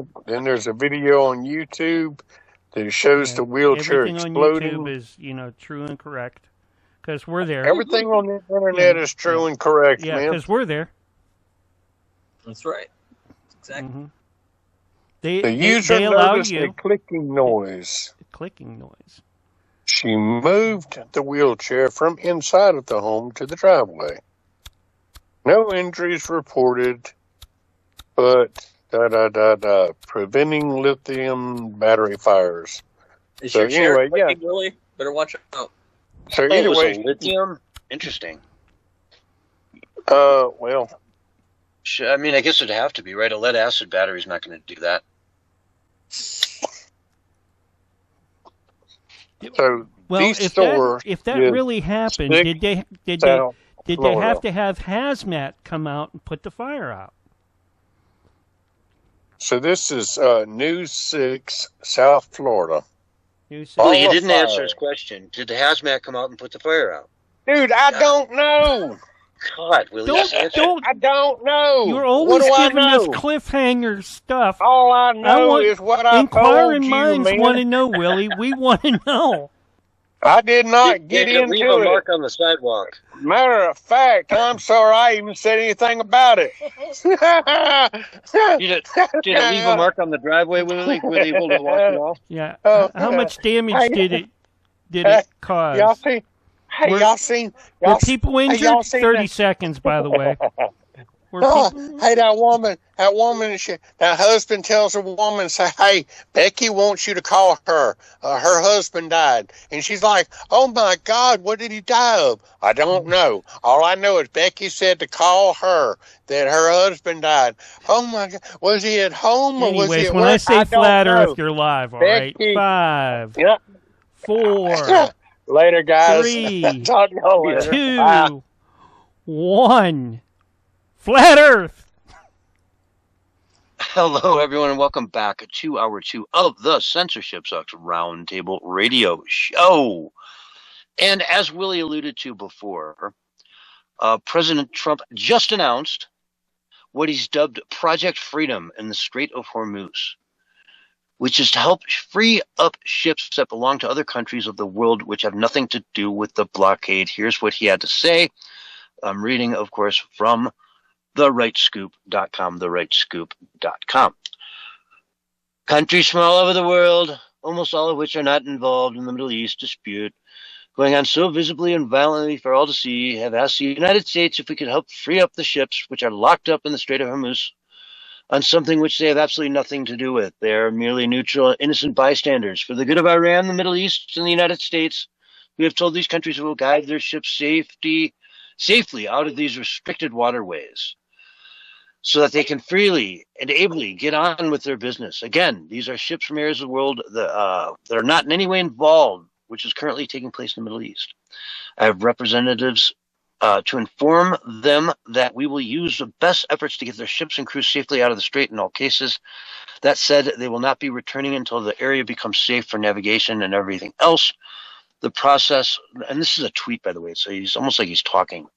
This process, Project Freedom, will begin Monday morning, Middle East time. I'm fully aware of that my representatives are having very positive discussions with the country of Iran, and these discussions could lead to something very positive for all of us. The ship movement is merely meant to free up people, companies, and countries that have done absolutely nothing wrong. They are victims of circumstance.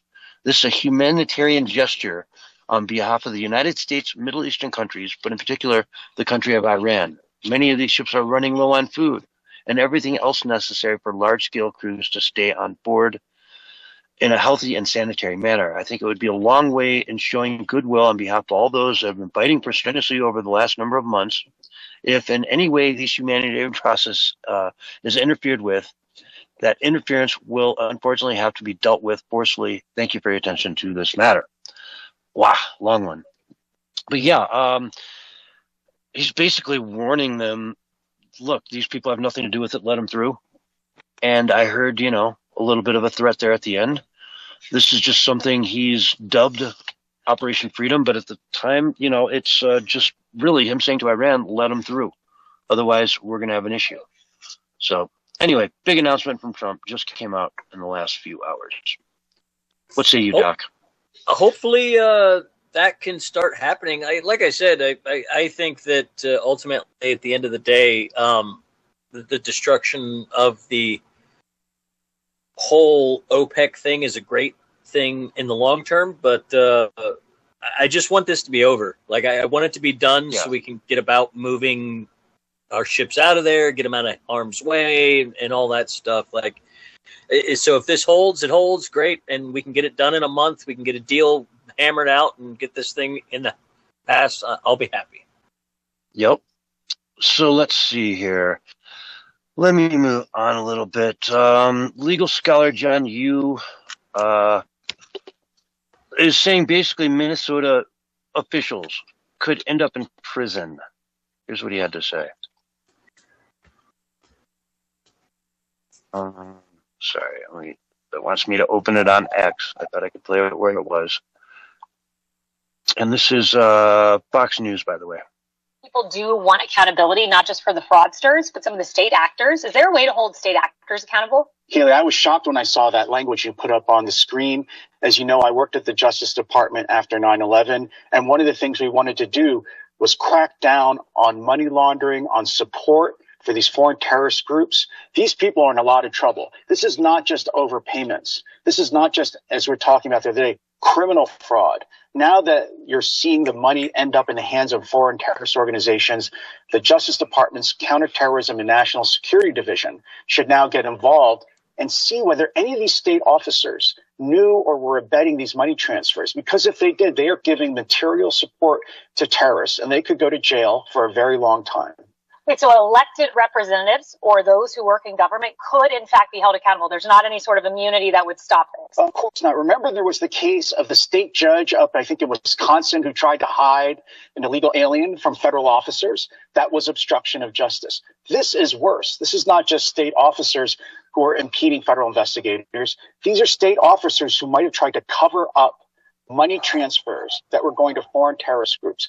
If any of those people knew that was going on and tried to help them, they might be guilty of one of the worst crimes in the code book, which is materially supporting enemies of the United States, foreign terrorist groups. And yikes. Okay, that's something to chew on. Get them. I'm trying to think of the name of the Attorney General there. He knew. As far as I could tell, there's no way these guys didn't know. Yeah, I mean, there are a bunch. By the way. There's a bunch of whistleblowers on this that have said repeatedly that the entire Minnesota executive branch was made aware of what was going on. Yeah, they took it right to the governor, and the governor threatened them in response. Yeah, threatened, and not only with their jobs, but with much, much more. So unbelievable. This would be a great feather in the cap for midterms. Some people being walked away in handcuffs for what happened in Minnesota. That would be great for midterms. Oh yeah, morale for the troops, you know. Yeah. For all the memers out there, they're working so hard making memes every day. You know, you got to feed them some red meat. You have to. I mean, they are your base as far as support goes. Like, you have to get those people excited about coming out to vote, especially for a lot of these crappy Republican candidates that are up for election. Mm-hmm. I fought in the Great Meme War of 2016. It was bloody and brutal, but we won. Yeah, and so, we need it. We need it. That kind of propaganda, because that's what it is. Positive propaganda, but it's propaganda that helps our side win victories. Yeah, to make people laugh about it, you know? It's funny, haha. Look how dumb they are, you know? Derp, I didn't see anything. You're funding terrorists. You're funding terrorist organizations. How do you not, like, put an end to that? How do you know about that as a governor or as an attorney general? Or as anyone in an elected office there, you know about it and you let it go because they're going to vote for you.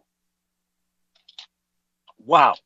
And I'll tell you, Gavin Newsom, it looks like in California, is probably just as guilty all day long. Yeah, that was probably going to be a little harder to dig through. The bureaucracy in California is deep, and it's got so many more people, but I guarantee he knows. Oh, he had to, yeah. All the hospices, I mean, the numbers alone were just shocking. They blew through the roof every, expenditure they've seen in the last few years, right? It just went from a reasonable amount of hospices there to suddenly, 20% of all of the budget for hospices in the United States went to Los Angeles, you know? Just staggering amounts, numbers that would just blow your mind. And people just getting rich off it, you know? They get a hold of someone's identity and they put them in their system. And now that person is screwed because they, go to a hospital a month or two later for whatever. And they say, well, no, you're in a hospice. We can't help you. And you're like, I'm not in a hospice. Well, yes, you are. Our system says you are. We can't help you. You're screwed. And imagine how many other services are having the same issues. I mean, any government program that these people can apply for and get money from, they're going to be doing this kind of stuff. I mean, they're up and down the homeless industrial complex. It's all the same stuff. It's very crazy how they've been allowed to get away with this for so long. We need arrests, though, for sure. I'm reminded of that guy, I don't know, about 20 years back, who used to always make those commercials with him wearing that black suit with all the question marks and exclamation points all over it. And he was like, do you want to go to college? I can get you $25,000 from the government right now. Yep. How do you want to start a business? We'll get you $50,000 from the government over here. Or we can get you money from the government here or there. And now that guy's like working at the border.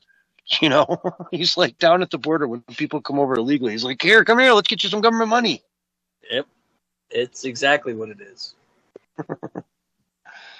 It's brutal. I don't know. I'm reminded of that guy for some reason. It's literally what they're doing to a degree, Like I say, they probably made manuals for some of these people.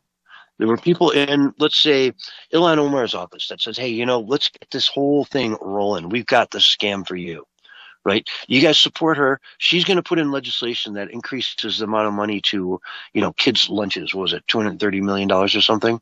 And you guys are just going to follow these steps, 1, 2, 3, 4, 5, fill out these forms, and you're going to get checks, big checks every week.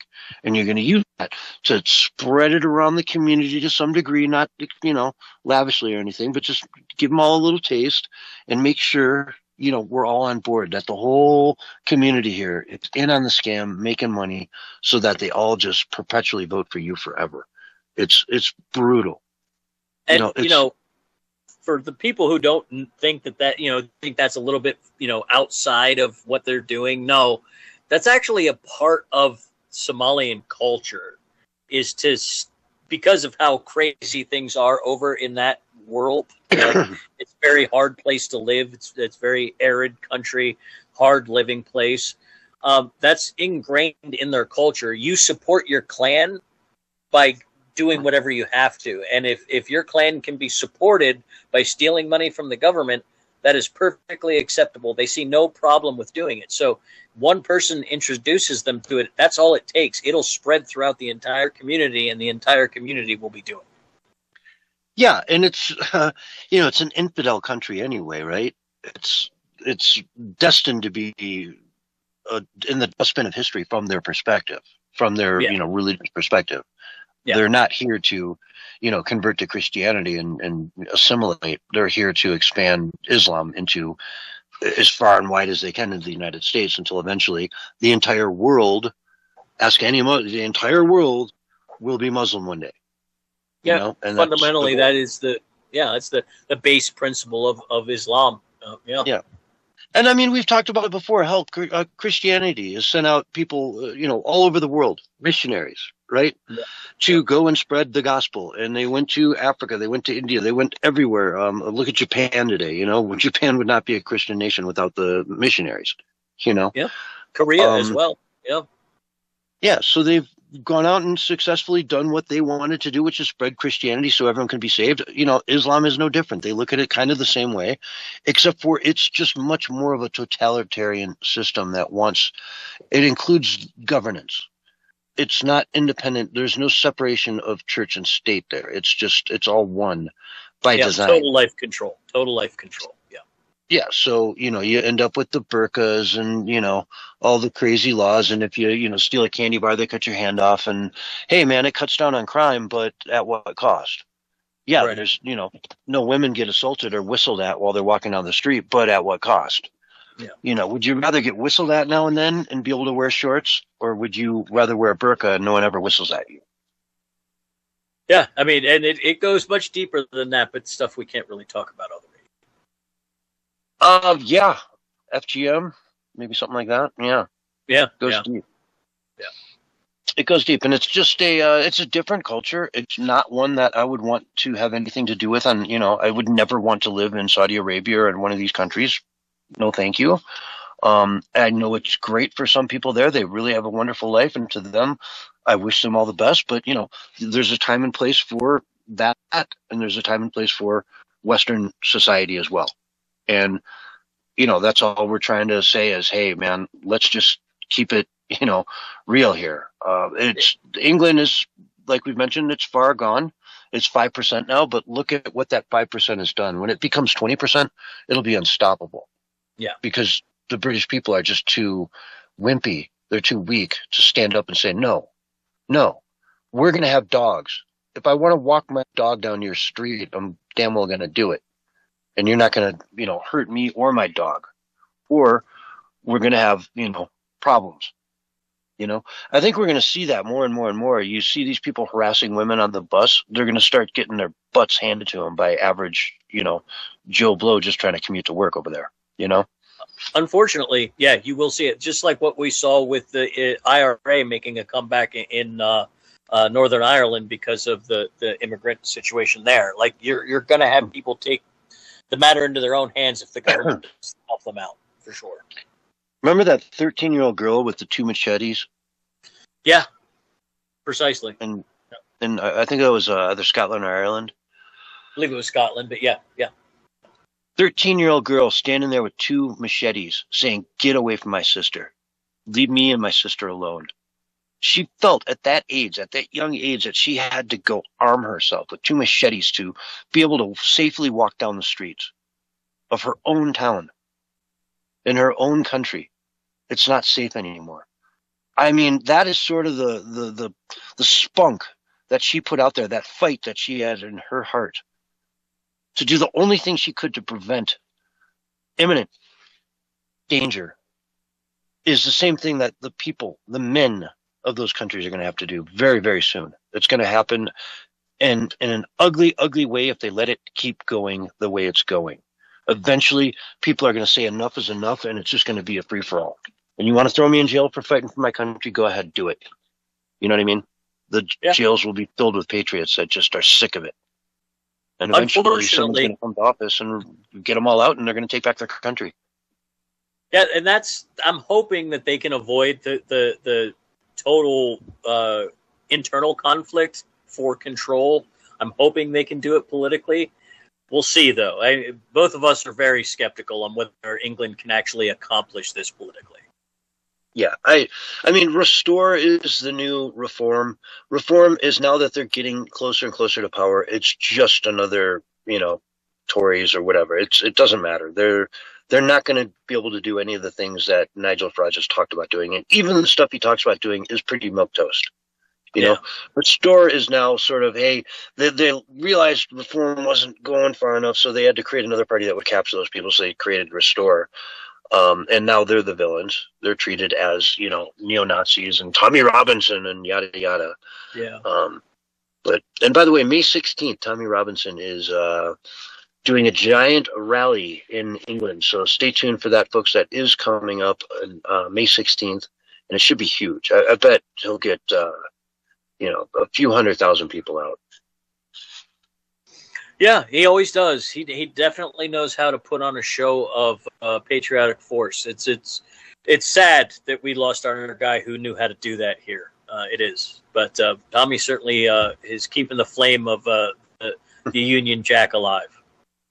Yeah, and that's funny. I mean, we lost our guy here, but they're just so, Charlie and Tommy are so night and day different. They're so night and day different. Tommy's just a street guy, He's blue collar. Yeah. Just he's a hooligan, isn't he? Didn't he used to be a hooligan back in the day? A soccer fan? Is that what a hooligan is? Well, yeah, but he was one of the, he got himself in trouble when he was younger for fighting and being a kind of a drinker, and if I remember correctly. But I mean, that was the life back then. That was the average youth British life. It wasn't like he was doing anything abnormal, but then they came after him and turned him into a fighter. And yeah, they're a little bit different, but they both served a very unique feature, and they know a lot of different groups of people that all want the same thing, and he helps them work together. And that's something that Charlie did as well. Yeah. Well, Charlie was a legend, and I really do believe that he was on a trajectory to run for office one day, for president, Absolutely. 100%. And I think he would have done incredibly well. I mean, the guy, all he knows how to do is debate. Like, you want to debate? Okay, let's debate. Like, I'll debate my opponent every single day, all day for 8 hours a day for the next 3 months. You know, let's do it. Yeah, he definitely had the ability to talk to everybody. It didn't matter what level you were at; he could talk to everybody for sure. That's one of the beautiful things about him. That is also one of those things that sucks that it's gone. I mean, it's one of the worst things. We just did not have people like that anymore in the Republican side anyway. I'm not sure about the lefties, what they got. I try to ignore them as much as I can, but on our side, we just miss it. Like that. Yeah. They have Son Piker, who's just killing it for them. Boy. You know, Mr. America Deserved 9/11 is just like out on the campaign trails everywhere, you know? Yeah. Which is pretty incredible, which is really pretty shocking. I mean, I'm seeing him doing campaign stops left and right. He's going to be like the number one guy for the left through this campaign. And they couldn't ask for a worse candidate, you know, a worse person to be on their ticket, so to speak. That guy, Hassan Piker, is a nightmare for the political left. There's no walking back the things he said. And if you're going to associate yourself with him, have fun. Yeah, it's wild that they're aligning themselves with him. It is pretty wild. The left is, but again, I think the left's making their move to take over the Democratic Party all the way. They're not going to sit back this time. I think they're going to go for the full move. Yeah. Well, they have to with this whole redistricting thing that just came out. You can no longer redistrict or create districts based on racial criteria. Okay, so you can't just make a district that's all, say, black people and put them together in one crazy district that looks like a snake that runs around the perimeter of the city. You know? Yeah, that's big, actually. It really hurts them quite a bit south. Yeah, they're saying this could flip 30-plus seats to the Republican Party. Because all of these, you know, districts that were done like that have to immediately be redone. And so the redistricting war is going to be full force here in the next few months. It's going to get massively ugly. Lawsuits at left and right. Hopefully the Republicans grow a pair and pause the primaries so they can do an emergency redistricting. That would be the smart move. Well, and the Republican Party is dominant with the governors and, you know, state legislatures across the country. Really, it's it's a landslide. When you look at the number of Republican versus Democratic governors, it's pretty much a landslide. So they do control a lot of those state doings, and now they're forced to go out there and they have to redistrict this stuff. So it'll be, you know, now they don't even need to grow the cojones to do it, so to speak. I kind of have to do it, and they just need to have enough cojones to stick to the plan and not fail. You know, and okay, well, it's not really you know. We did it by how many people eat. I don't even want to go there. Yeah. You get my point. Yeah.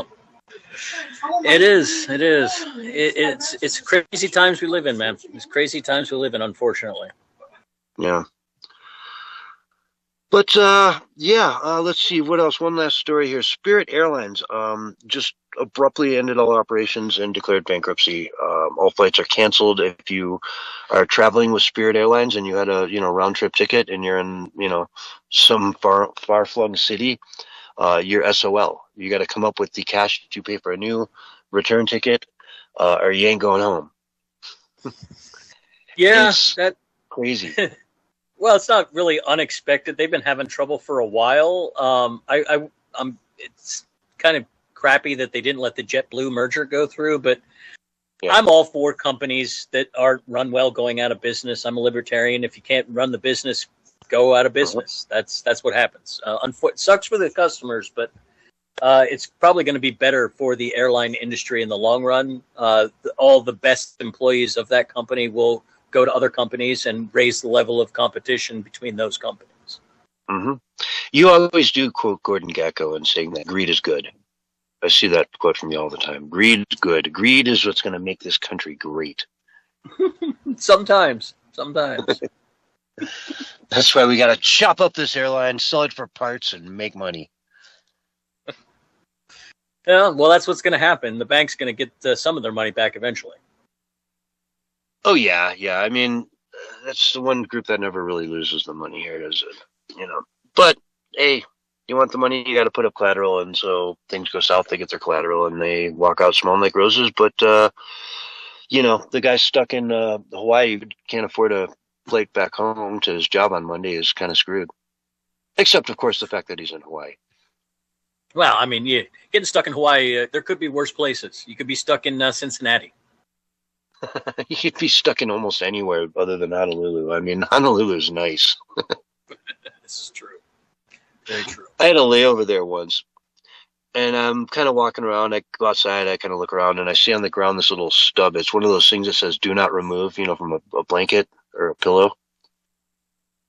Yeah. And I really wanted to go solve the mystery. It's, you know, do not remove this under penalty of law. And I just saw it lying there on the ground, and I was like, man, this is a mystery. I'm in Hawaii. I want to rent a Ferrari and go solve this mystery. Grow out a full mustache. Yeah. Get some short shorts. Yeah, there you go. And a Hawaiian shirt and start solving mysteries, baby. Yeah. Anyway, folks, this is the Censorship Sucks Roundtable Radio Show, and we are all out of time for tonight. But come back and check us out right here on this channel Wednesday night, 6 o'clock p.m., and we'll see you there.